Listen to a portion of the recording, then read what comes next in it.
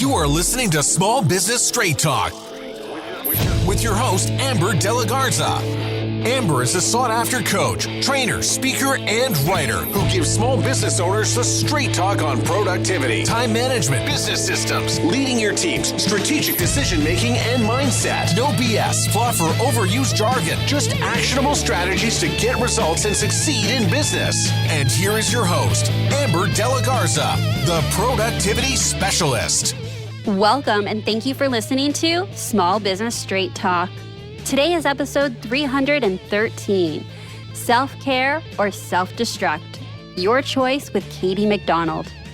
If you're a business owner who wants to learn effective business strategies, improve time management, and elevate productivity to maximize profits, reduce stress, and make time for what matters most, you're in the right place, and I'm so glad you've joined me. I do not say this lightly, but you are in for such a treat, and you get to meet our guest, Katie McDonald. Before I give you her official bio, I need to tell you, I met her through another client of mine who coaches with her. And we were at an online event, and as soon as I heard her speak, I was like, yes, she's got to be a guest. Her message is so powerful. Then, fast forward, I got to speak at the same conference as her, and she is an incredible speaker and presenter, and we are in for such a treat to have her. I'm going to give you her official bio, but I think you're going to hear for yourself how much of an impact this lady can have on how you see prioritizing self-care. She shares her own true and raw story, her struggles, and how she came out on the other side and how she is helping small business owners, entrepreneurs just like you with prioritizing self-care. Over 2 decades ago, the demands of Katie McDonald's corporate career occupied her every waking moment. She was left feeling depleted and depressed, suffering from spiraling mental and physical health crises that threatened her life. Left with no choice but to transform her body-mind relationship, Katie abandoned her corporate job and finally started applying her knowledge of self-care, alternative health, and plant-based nutrition. Since then, Katie has been on a revitalizing journey of lifelong self-care. Fully recovered from years of self-neglect, Katie now helps fellow doers embrace self-care so that they can do more and be more while leading healthier, more intentional, and more nourished lives. Katie leads with love to inspire, empower, and challenge audiences. She dispels the destructive myths that self-care is an obstacle to productivity. Now, she went to severe burnout. We are not saying for you to quit your business by any means. Of course, you know that from being a listener here. But what she's sharing with you is like, don't do what I did. Don't go down the path I did. Here are the warning signs. Here's how you can course correct now, sooner, earlier. And here's how you can integrate self-care while being a doer, not in contradictory to productivity, but to complement productivity. Before we dive in, I want to make sure that you have taken advantage of my Next Level Business Owner quiz. I want you to get your hands on a personalized playlist of the podcast. We are upwards of over 300 episodes. And what I did was create a short quiz that identified what's holding you back from taking your business to the next level. Then I went to all of my library of episodes, went through the content and said, this content and this episode and this episode and that episode will help shortcut them to solving those pain points. So be sure to go take this quiz at amberdelagarza.com/quiz. This is my gift to you as the listener, that you do not need to be just randomly selecting past episodes or just starting from here on and going forward. There is a lot of amazing content that can transform your business. And I really wanted to make this a customized experience. So head on over to amberdelagarza.com/quiz. And now let's meet our guest and get to the straight talk.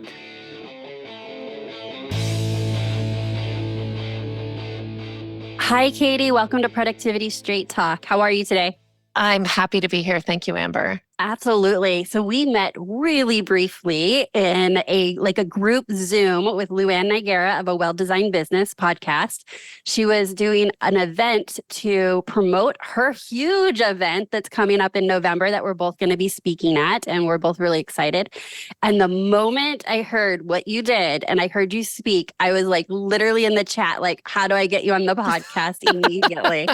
So thank you so much for accepting my invitation and making this happen today. Oh, you're welcome. I felt the same way. I was like, we need to talk, girlfriend. Yes. Well, before we jump in, and we have a lot of great stuff to talk about, I would love to hear a little bit about yourself and share with us something we didn't learn in your official bio.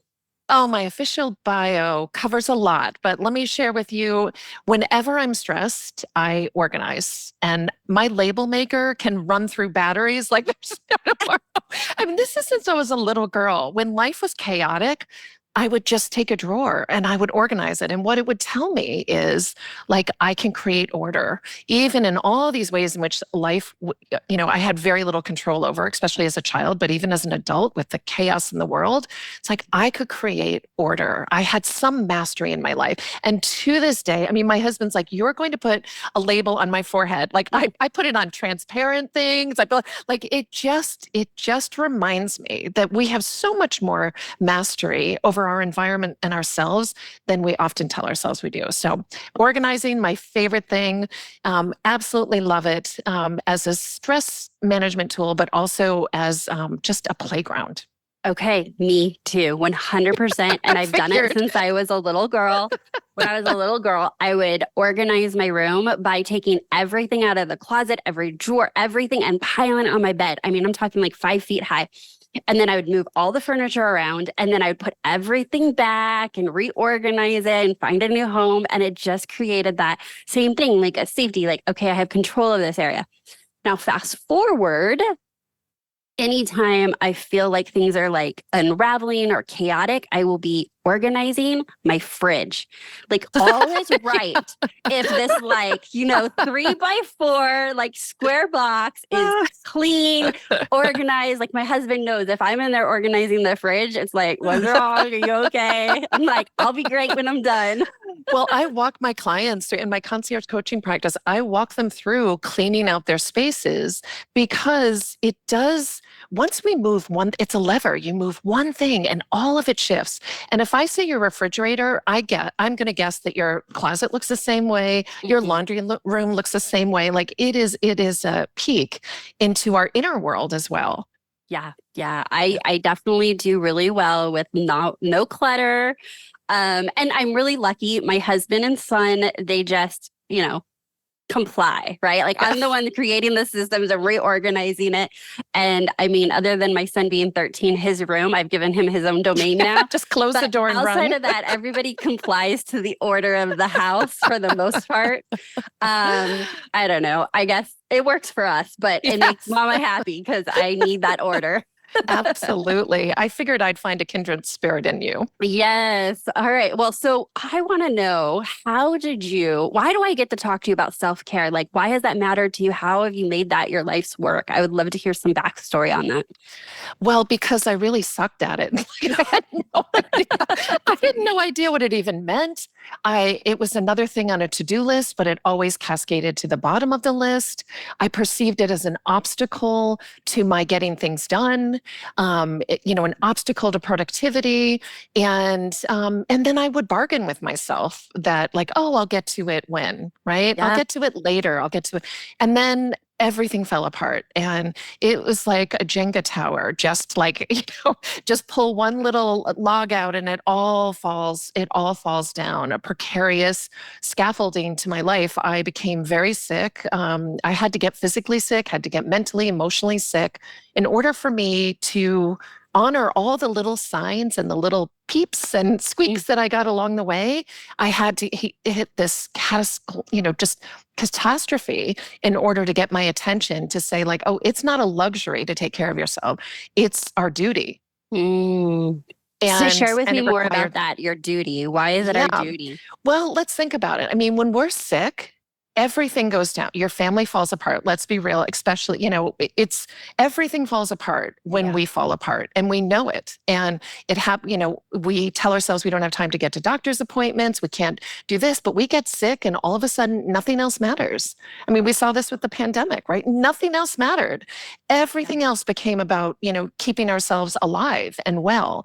And so all this self-neglect was just, I thought it made me less needy. It made me more impactful. It made me more of a badass. But really what it did was knock me on my ass and get really sick. Ulcerative colitis, pneumonia, shingles, asthma, allergies, anxiety, depression, obesity. Like, I fell apart, and there were all these opportunities to course correct, and I couldn't recalibrate. I had to reach that wall. And the only thing that stopped me is when I missed one meeting. I was in sales for Time Magazine, sold advertising in 45 national publications like Business Week and Forbes and Bon Appetit. And all of a sudden I missed one meeting. And that's when I knew I couldn't get away with it anymore, that all the self-neglect had come, and I couldn't move. If I could actually miss a meeting with the standards that I held for myself, I knew it was all going to fall apart. And I had to quit. I quit. I walked away from, my 6-figure job and my corporate American Express and my company car and all the trips to Morocco and all the sales incentive trips that I won, because I knew that the reputation I had worked so hard to build was going to fall apart because I was missing a meeting. And that was just the start. My body protested to the point where it had to become the priority it was meant to be all the time. So I do believe that self-neglect is selfish. And that self-care is our duty, because when we're not taking care of ourselves, we bring a compromised version of ourselves to the world. And the world needs us at our best. And I don't mean just the global world, although heaven knows that's what we need, but also just everyone with whom we come in contact with, the person in the parking lot that we're flipping off because we're just so stressed, we can't take it anymore, the lack of kindness that we're exhibiting, the risk that we have in driving or even doing work because we're so tired. We're not doing the caliber of the work, and we're also potentially creating harm. I know I was creating harm in relationships. I was not only self-destructing, but in my own body, but the way that I was interacting with the world was at a pace that wasn't sustainable, and it was causing harm. And I know that, the way we treat ourselves is the way we treat the world, the way we interact with the people in our lives. And when we're neglecting ourselves, we may be martyring out, right? We may be like showing up for everybody else, but never showing up for ourselves in the same way. And it's a delusion. It's a delusion that makes us a better person. And I watch people just so committed to rescuing everybody else, and that superhero cape is starting to strangle them. It's like the one that needs rescue, the one that needs attention is themselves, ourselves. And when we neglect that, we actually become far more needy and far less productive than we ever thought we could, had we been taking care of ourselves all along. Yeah, I mean, when I hear you talking, I heard this is rooted in beliefs. It's rooted in stories we have about ourselves. You wore it as like a badge of honor for so long that, you could just hold it together. So how do you talk to the person that hasn't quite hit rock bottom where you were at, but meet them along that journey to like wave the flag and say, now is a great time before you hit a wall. Now is a good time to prioritize self-care. What is that message? Where are you finding people to speak to that can hear that at the right time for themselves? Yeah, that's a really, really interesting point. When I cured myself of all these conditions, and I made a bargain that I was actually going to get back to my tribe of doers, and I was going to teach them how to be, because nobody taught me how to be. I was a human doing, but I didn't know what it meant to be a human being. And when we're in the being state, we're actually aware of ourself and the responsibility that we have to ourselves in service to everyone else as well. So what's funny about my work is that I'm transparent about my journey, because every time I give a speech or I encounter somebody, they're like, oh my God, I feel like you're in my head. That's what I hear all the time. Like, we don't verbalize these things because we think it's just us. Like, there's something wrong with me.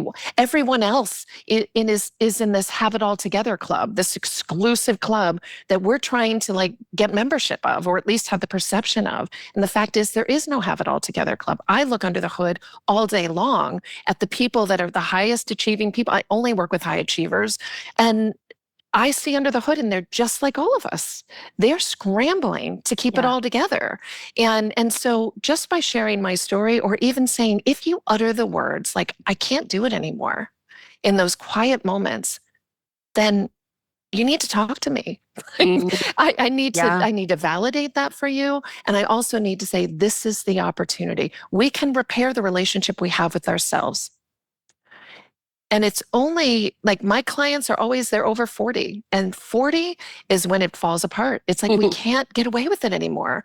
Our body doesn't allow us. Our psyche doesn't allow us. And, some of my clients are younger, but that's because they have been overdoing for longer. They started that journey really early, but mostly it's like, I just can't do this anymore. Like, this is not sustainable. And I don't know what to do. I don't know how to do it. And I'm the how. I'm a self-care strategist, and I've seen it all at this point. I mean, I'm almost 15 years in, not to mention my own lifetime of having to figure this out. Right. What are some of the biggest challenges your clients have with prioritizing self-care and claiming self-care for themselves? Yeah, I think there are two obstacles that get in the way of self-care. And first is guilt. We don't realize that we have permission and a responsibility to take care of ourselves. And, you were saying like, this is a societal issue. This is an American, particularly American issue, where women in particular are told that we are givers, and our job is to be givers. And if we give to ourselves, we're actually threatening our ability and our generosity to give to everyone else in the world, and to our world, and into our communities. So it's guilt. We don't know that we have a right to take care of ourselves. We tell ourselves we do it after we do our to-do list, and after we take care of everybody else, then I'll get it. But there is no after, unless just kicking it down the road. Yeah, we're just kicking it down the road and trying to get away with it. So there's that. So the permission, bit. And the other thing is that we perceive we have to forfeit productivity if we choose self-care. That is like a long-held belief, that we don't understand that self-care is actually what we leverage so that we can be productive. It's not in competition. It's a false choice. And that's why we're talking, because we're in 100% agreement with that. Yeah. So when someone's starting to work on self-care, where do you start with them? Or maybe I should ask another question. Let me back up. I want to ask that question, but can you first define self-care? We're making a huge assumption here. Yes. About what you define it as, or what I believe self-care is. So can we start with that? And then we can go into, where do you start with your clients on self-care? So the proper definition is the act of preserving one's health, right? And well-being. Like, that's really that is what self-care is. But to most of us, it's cringeworthy, guilt-producing, indulgence and bonbons, right? That's what most of us think of as self-care. But for me, it's actually the habits that enable us to take care of ourselves the way we take care of everybody else. I mean, the standards that we have for ourselves are appalling compared to the way that we're in service to everybody else. And what I'm asking is, self-care is actually repairing the relationship we have with ourselves, becoming curious about ourselves, and asking ourselves, what do I need? Not what do I need to do, right? What do I need? And that's not a question we're asking ourselves. Right. I think that unknown answer is, they think they need to have that answer before they can move into self-care, because it's about doing the self-care. But you're saying self-care starts with asking the question of, what do I need? Right. And then waiting long enough, tolerating the silence long enough, which we're not good at, tolerating the silence long enough to hear the answer and then honor it. Like, let's say, what do I need? Oh, I need to close my eyes for a few minutes. Well, what? It's 3 o'clock. I have things to do. But if we actually honored that and closed our eyes instead of, shovel down a granola bar, that healthy granola bar, which is basically a candy bar, like shoveling that down just to get us through what is a natural dip in energy at 3 o'clock. Like, what if we actually closed our eyes for 15 minutes? Oh my gosh, we'd be so much more productive. We'd actually be pleasant when we saw our family. We would, as we're like taking our heels off or dropping our briefcases or whatever, instead of gulping down that glass of wine just to make that transition from work to home, even if we're working from home, we'd actually like take a minute and just be like, oh, I think I'm going to walk around the block for a second. Like, what do I need? Oh, I need to clear my head. Well, if that were the answer, we wouldn't grab a glass of wine. That's not how we clear our head. That's actually how we numb our head. So there's so many, when we slow our roll and learn how to be in our own presence, that's self-care. Yeah. That's how we get all the wisdom that's already there. It's just we're outrunning it. We're trying to outrun our needs with busyness, and it doesn't work. So once you've identified what you need, so in your example, I love a cat nap, right? So knowing I need it, I can take a 20-minute nap. I wake up, I feel amazing. Is how do you help your clients make the ask, right? So family's busy, hustle, bustle, it's a Sunday. For me, I've gotten to the point where I'm like, I need a nap.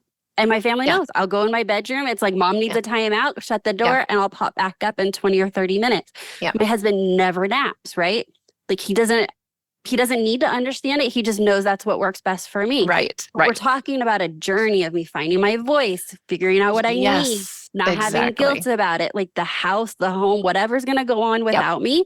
And I'm just giving this as an example of like, that wasn't innate. It came from a place of like, who cares if I need a nap and my husband doesn't? Who cares if I, dip out for 20 minutes? This is what I need to show up my best to get to that point. I mean, this is not what most people, even the highest achievers of us, we don't talk to ourselves that way. We keep asking ourselves, we keep moving the bar. Like, we got to get more done. If I have a moment, then I'm going to fill it with actually a level of accomplishment. And when we don't feel like we're enough, we often compensate by doing too much.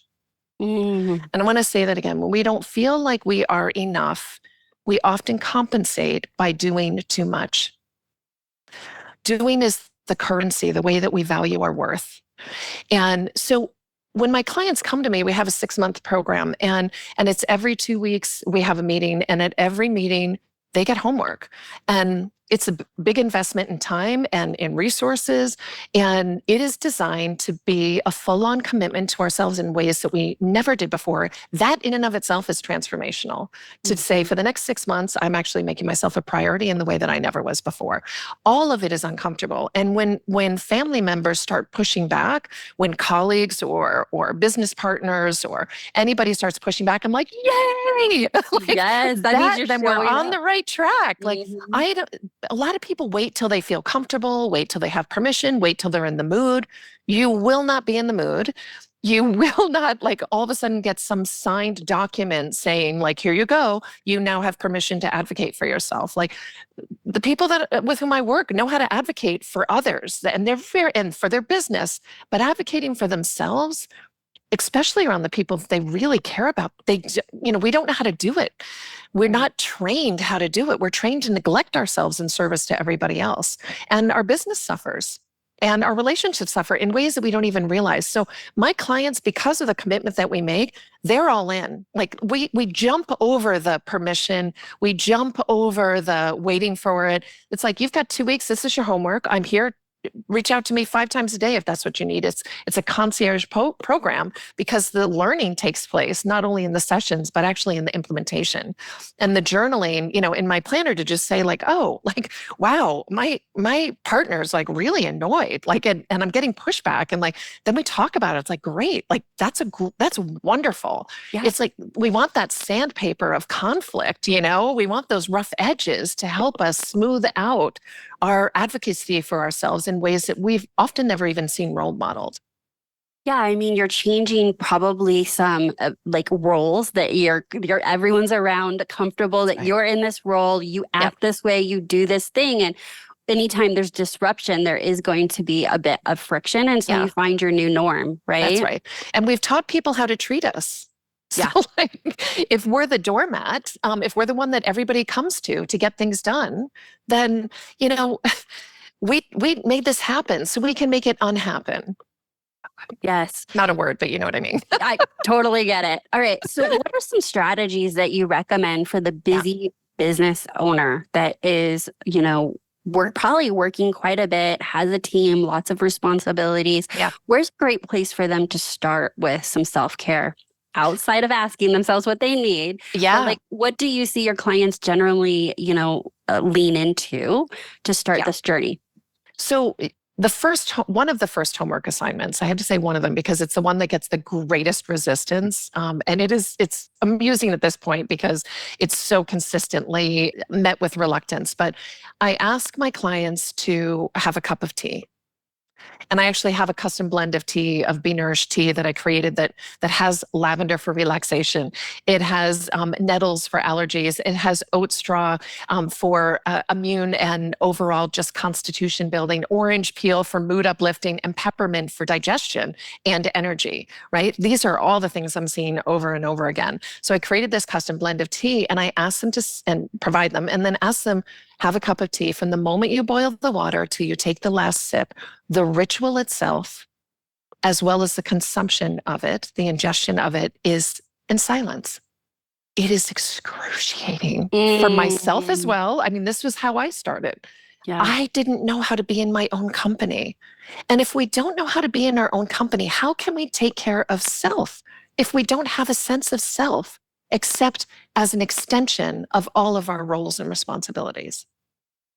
I remember my son's now 22, but when he was little and I wanted to help him appreciate the environment and have a sense of it, but I read this really wise advice that said, like, don't talk to your kids about the environment. Get them in the environment so that they love it. Let them love it and then they will protect it. And so we have to learn how to befriend ourselves.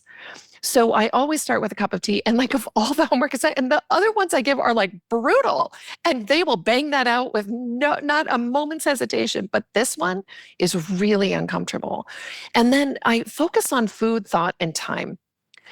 If our food is not nourishing us, hence the name Be Nourished of my business is, if it's not nourishing us, then we don't have the mental clarity, the stamina, the vitality to show up and do what we need to do to make choices instead of reactions.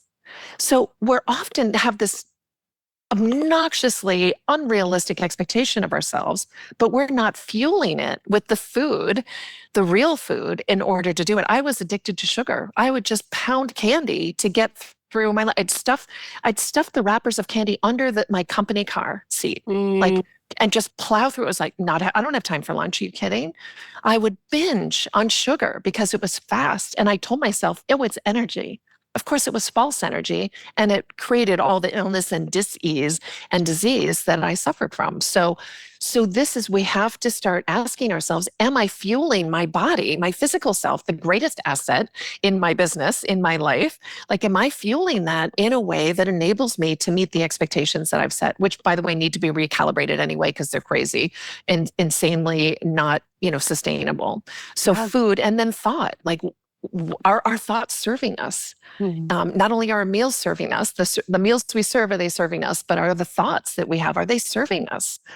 And the next thing is, time management. And I find such delight in the fact that the word time has me in it. We don't think about time management as me management, but that's what it is. So if we can prioritize the habits that we all know we need to do, it's the ones that show up at night when our head hits the pillow and it's like, oh my God, I said I was going to go for a walk. Oh, I should have had a salad instead of nachos at the bar when I went out with friends. Like, oh, I'm not going to drink tomorrow. Like, all these promises that we make, we know what we're supposed to do. Like, there's so many books, every diet, everything we've all done, we know what we're supposed to do, but we're not doing it. So if we actually put that in first, and then build our expectations for the other productivity, right? We make the investment in our well-being so that we can produce what it is we want to do, and to do it so much better with so much more creativity, so much more resiliency and fluidity and collaboration and all the things that we want out of our best self.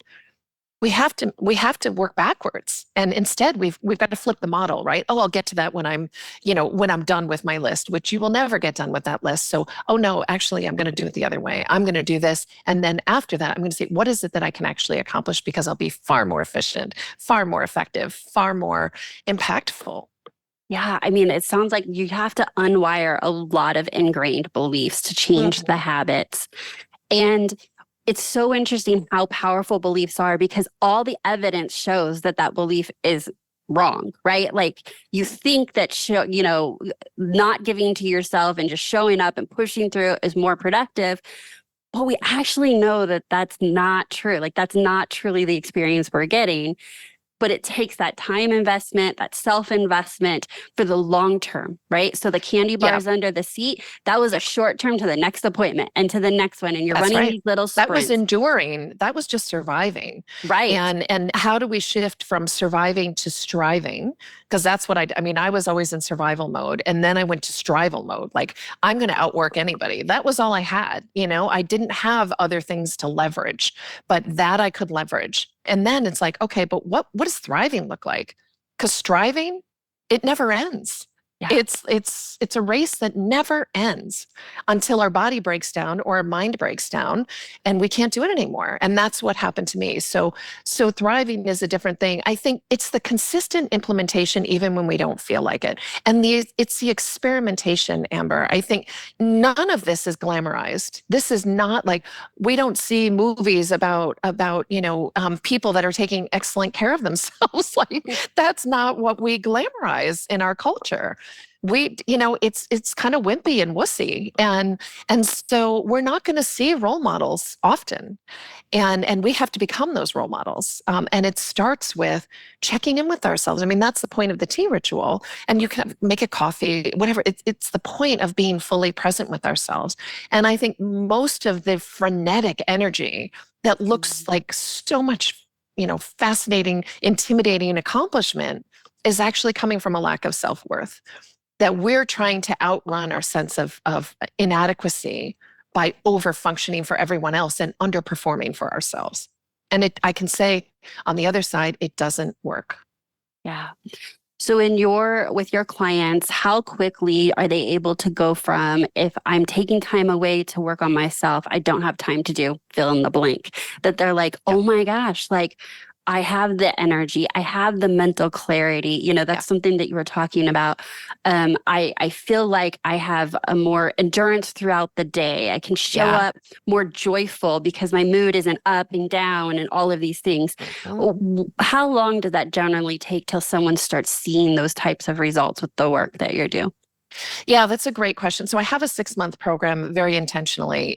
It takes that much time for us to really not only have that dramatic transformation, like, people don't believe me. It's hard. It's a hard marketing sell. It is, because you can't see it when you are, and I'm sure you've experienced this with your clients, when you're as stuck as you are, or it was just, like, I can't do this anymore, and I don't know what the how is. It's really hard to believe that on the other, in 6 months from now, you're going to not remember where you were. And I document very well where they were so that they can see that point of reference. But it really is at the halfway point. So think about, like, all the diets that are at like 8 weeks, the 6 to 8 to 10 weeks. It's usually the 8-week point, I would say. Like, that's when we bail. It's like, I'm not seeing enough result. Like, this isn't working fast enough. I haven't lost 50 pounds. I haven't done, like, we start getting restless. We have zero patience for anything really beyond that point. And the beauty of this 6-month program, like, when you're in, you're in. There's no escape. I'm not letting you out. There's a contractual clause saying you are going to stay, because they all get super uncomfortable at that point. Like, I clock it, and they're like, oh my God, it's so miserable. I'm like, yay! It's part of the process. That's what your experience tells you. I get it.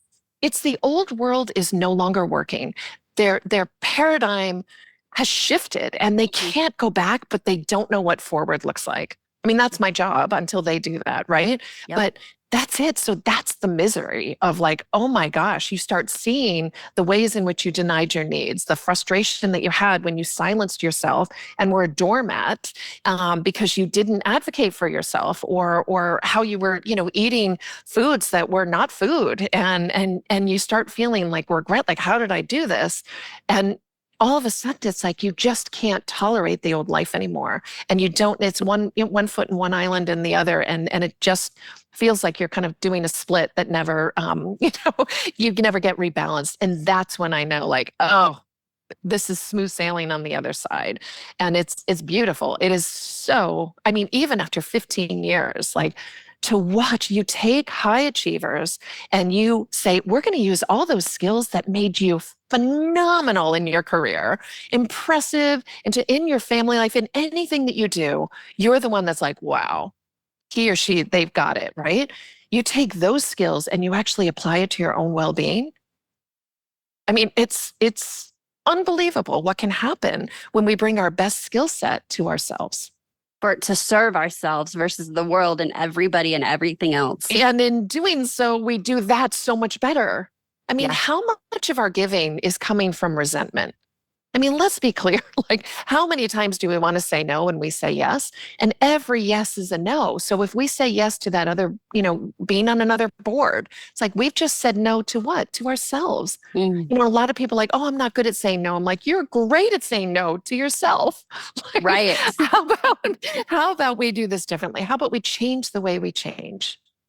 Yeah. Yeah. I mean, I find this all the time. I was talking about this before we hit record, is that this is a through thread, not just of my podcast, but the work that I do with my clients, because, you would think, okay, I'm going to work with a productivity coach. I'm working on my time management. I'm a business owner, that the pursuit is to get more work done. No, that's happening. It's like, no, I actually want to be home for dinner with my family.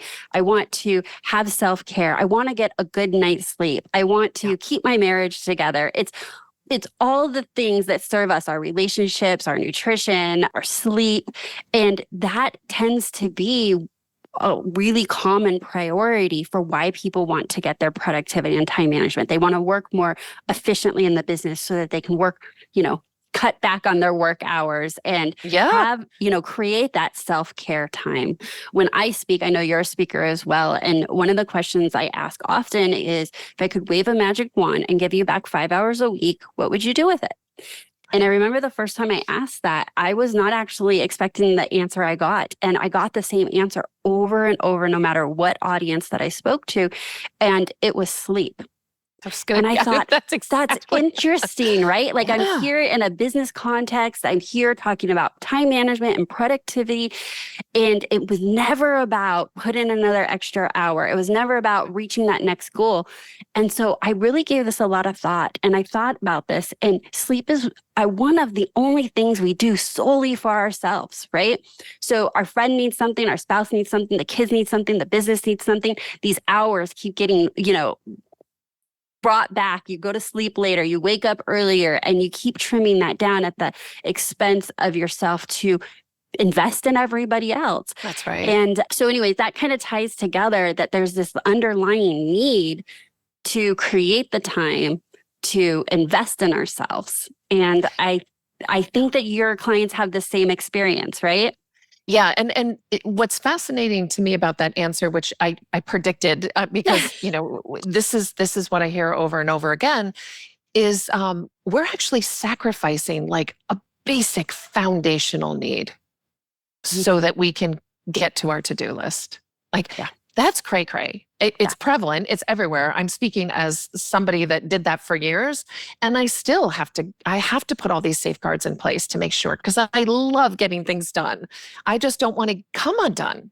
And that's the piece. Like, you're going to actually get more done, and more important work done, more high quality, more focused, intentional work done when you actually are rested. I mean, I want to emblazon this on a t-shirt or something, but like, we have no business saying yes to any external commitment if we are not feeding ourselves, sleeping, resting, getting fresh air, moving our bodies. Like, this is not, the answer has to be no. And I'll do that with clients. I'm like, for the next 2 weeks, anything that's asked of you beyond like the basic core stuff, the answer is no.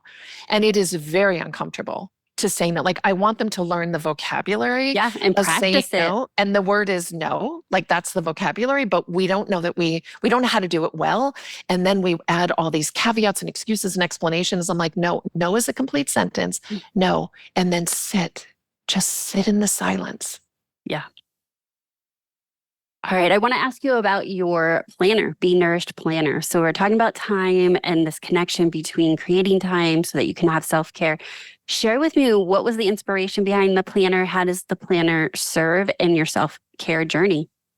So this will not surprise you, but I was as fastidious about finding the perfect planner when I was a little girl. Like I would just get a new planner. I loved it. The first day of school, new planner. I was constantly looking at planners one after the other. And then as I got into the corporate world, all the planners that I used, and I do prefer paper. It is more effective in terms of memory, recall, and to be able to, I think it's the latest research, it was like 67% greater likelihood to achieve your goals when they're handwritten. So that's why I did a paper version with the digital course. But as I got into the corporate world, all the planners were very, I want to use this word, but they didn't reflect a whole life. It was compartmentalized work life as if it had nothing to do with a personal life. And what's really clear to me is that we have to take the context and considerations of our worlds. We have to unify the world, because if we have all these expectations at work, then we have to recalibrate our expectations at home and vice versa.